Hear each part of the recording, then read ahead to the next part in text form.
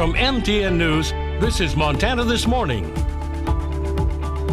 Property taxes are going down for many Montanans in the coming years. Coming up, find out how much and when the lower rates take effect. An organization in Butte has erected a shrine in honor of freedom and unity. I'll tell you about it coming up.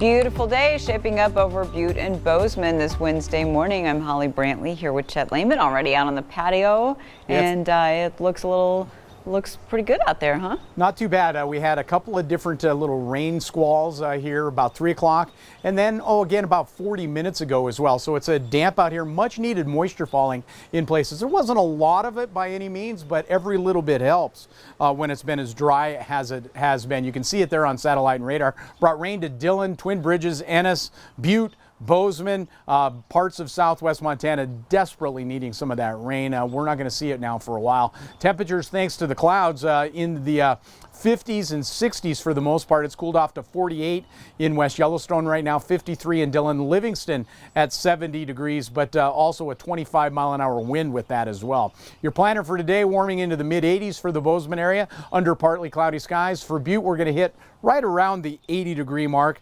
under mostly sunny skies this afternoon. And then a little bit of a cooling trend to wrap up this work week, Holly. I have details of that forecast and much more coming up in about 10 minutes. All right, thank you, Chet. Well, first here yesterday, we drilled down on the Montana income tax cuts approved by the 2021 legislature and who they'll benefit. Today, in the second part of our two-part series examining the new tax cuts, we look at upcoming changes for property taxes in Montana. As MTN chief political reporter Mike Dennison explains, some of these cuts are targeted at very specific groups of taxpayers, and the rest are pretty minimal for now.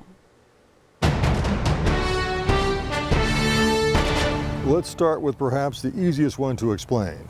Property taxes on business equipment. Right now, any business's equipment worth up to $100,000 is exempt from property taxation. Starting this year, that exemption increases to $300,000, meaning an additional 3,300 small businesses will pay no property taxes on their equipment.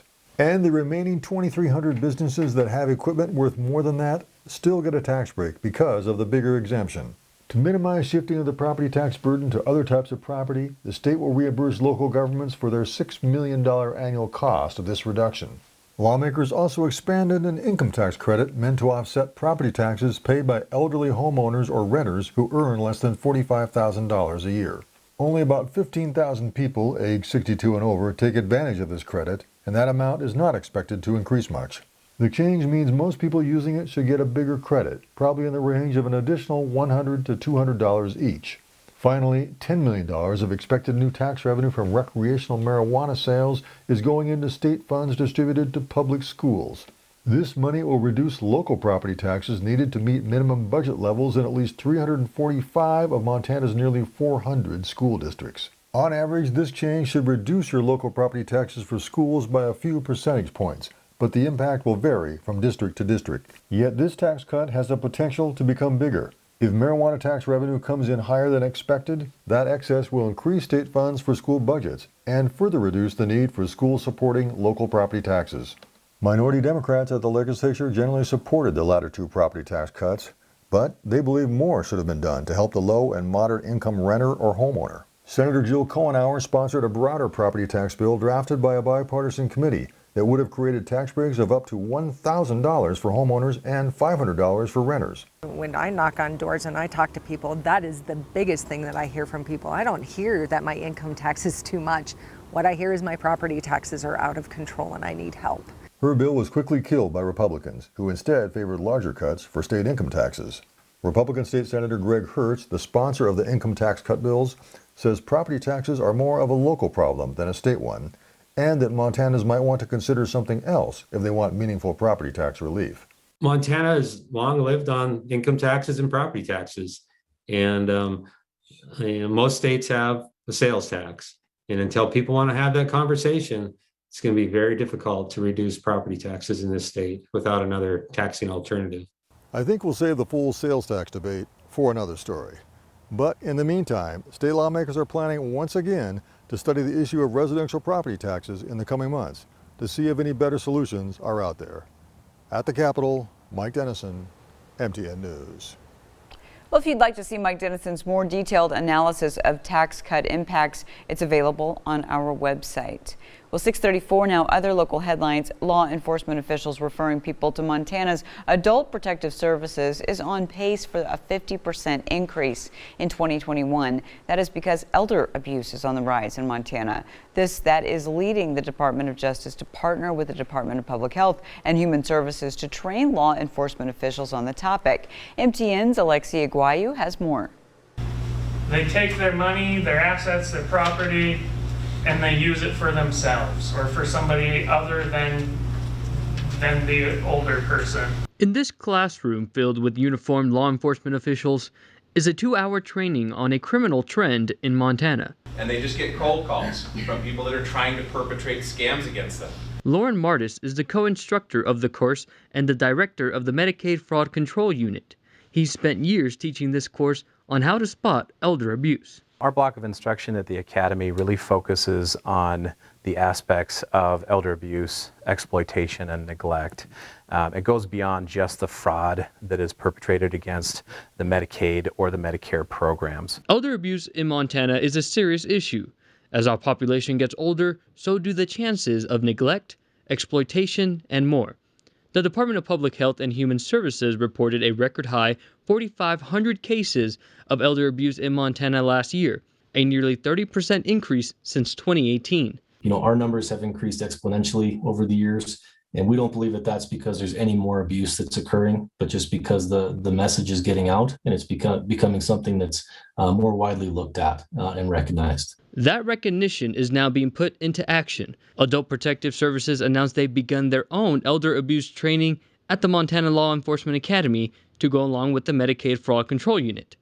2 similar courses to bring more awareness of the issue to our law enforcement officers and beyond.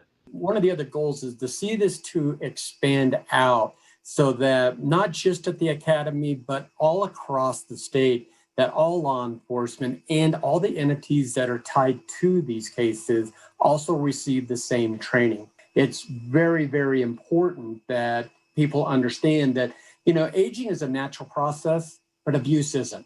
In Helena, Alexia Guayo, MTN News. And you too can be a part of elder abuse reporting and prevention. Here are the tips and advice from law enforcement officials on how to spot signs of elder abuse and who to contact to report such a case. You can find that information on our website. Well, 6:37 now to Butte, where the Exchange Club unveiled a shrine at the Butte Mooney Airport that honors unity, tolerance, and freedom. MTN's John Amy shows us what's there and the importance of the display. 32 documents make up the Butte Exchange Club's Freedom Shrine, which members believe represent the best values of being an American. It touches my heart. It really does. And I get emotional a lot of times when I talk about it because of my passion for this country and how great it has been and how great it can be. The shrine is set up at the Butte Mooney Airport in Butte for the public to view. It contains historic documents and speeches at turning points in the nation. I really like Martin Luther King's speech. I mean, it's touched my heart ever since I first heard it back in the 60s. And of course, the preamble and the Constitution are definitely on the top of the list, as well as John F. Kennedy's speech, where he ask not what your country can do for you, ask what you can do for your country. Americanism is one of the tenets of our club, and this community is such a patriotic community that I think it's an outstanding tribute, not just to the club, but to the community as a whole. The Exchange Club hopes that people visiting the airport will stop and visit the Freedom Shrine and look at the documents that reflect our higher ideals.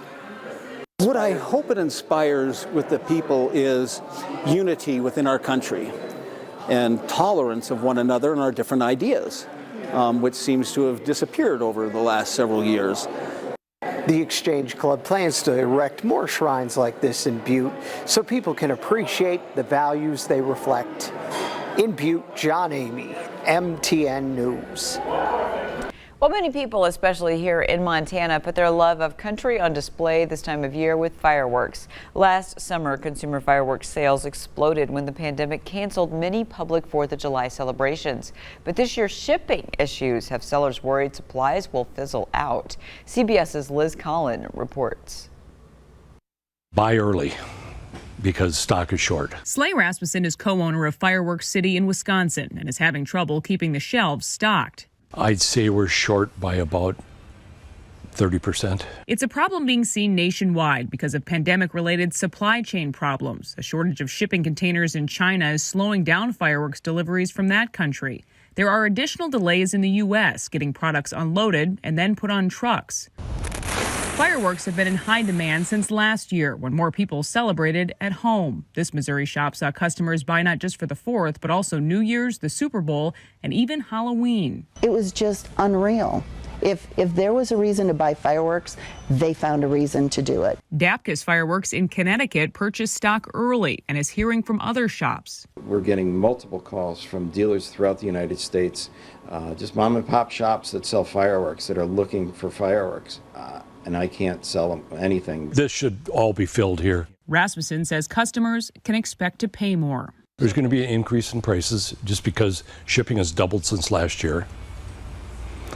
Doubled. Shops nationwide are reporting price hikes from 10 to 30%, and the problem is expected to continue. Ongoing manufacturing and supply delays could lead to another round of shortages next year. Liz Collins, CBS News, Baldwin, Wisconsin. Well, coming up here on Montana this morning, some oil price watchers say crude could hit $100 a barrel by early next year. While others disagree with that story's coming up. But first, a look ahead at what's up next on CBS This Morning at 7. Good morning. Ahead on CBS This Morning, Dr. Anthony Fauci on the growing danger of the Delta variant of the coronavirus.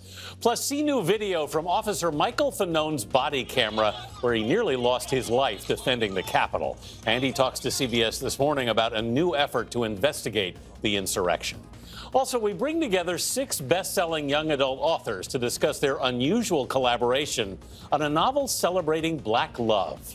And the iconic Christine Baranski joins us. The Good Fight star talks about reliving the events of 2020 for the show's season premiere. All coming up when we see you at 7.